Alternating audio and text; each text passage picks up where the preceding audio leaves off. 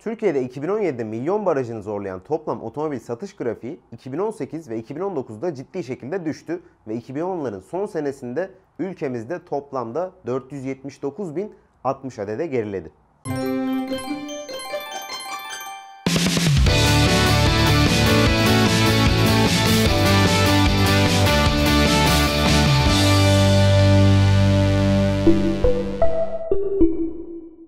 Peki yarım milyonun sınırlarını zorlasa da 80 milyonu aşan nüfusumuza oranla son derece düşük olan bu satışların kırılımı nasıl? Her zaman olduğu gibi Türkiye'de en çok tercih edilen gövde tipi hala sedan ve total satışların 193.082'si 4 kapılı modeller olmuş.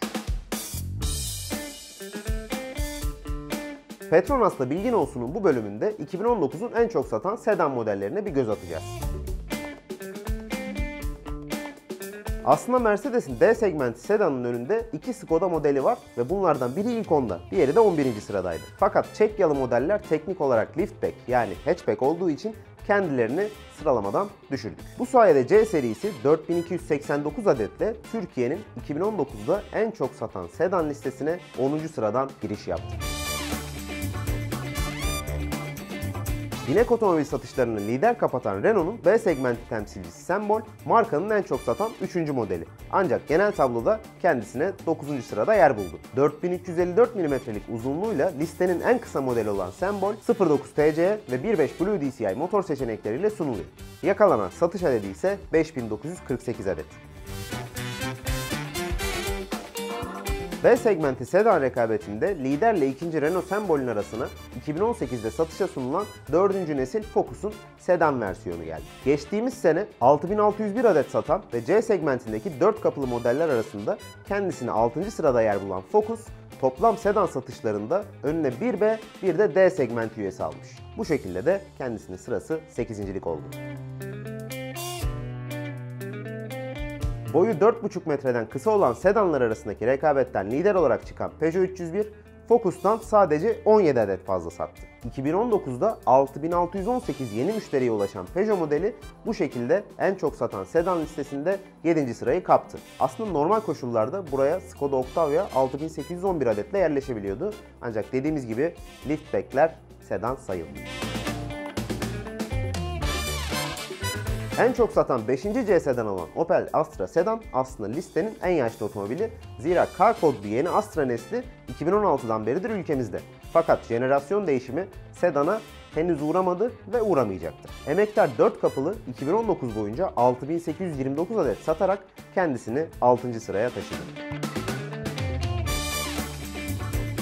O paraya Passat alanlar yine kazandı ve Volkswagen'in ünlü D sedanı bir kez daha kategorisini lider tamamladı. 15.720 müşteriye ulaşarak 5.liğe yerleşen ve kısa süre önce makyajlı versiyonu piyasaya sürülen Volkswagen Passat'ın en yakın rakibi ise platform kardeşi Superb'oldu. Şunu belirtmek lazım, son 2 ayda rekabete dahil olan yeni 508 bu süreçte 1014 satarken Superb 1726, Passat ise 4501 müşteriye ulaştı. Yani demem o ki teknik olarak bir başka liftback olsa da 508 gümbür gümbür geliyor gibi.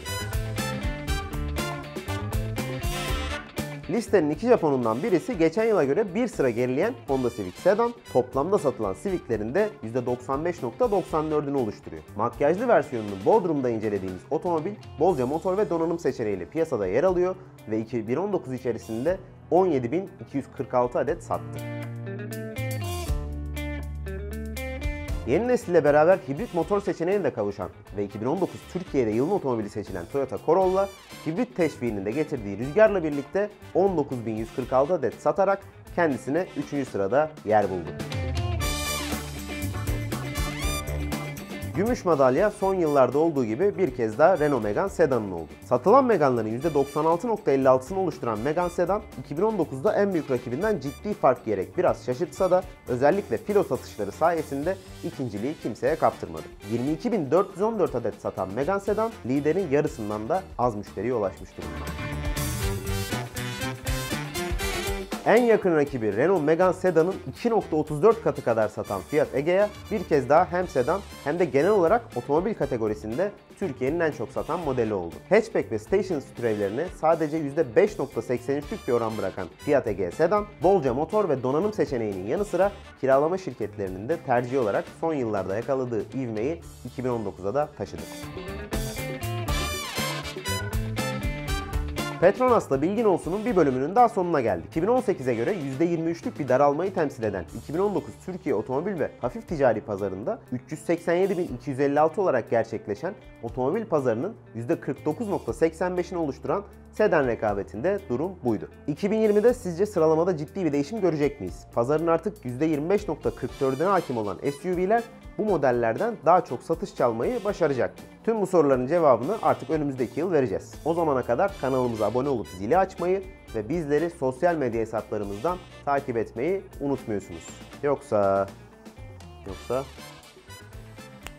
Alfa Romeo'nun 2019'da Giulia sattığı tek kişi size aracı üzerine kar koyup satsın. Bir sonraki videoda görüşünceye kadar kendinize iyi bakın, iyi sürüşler.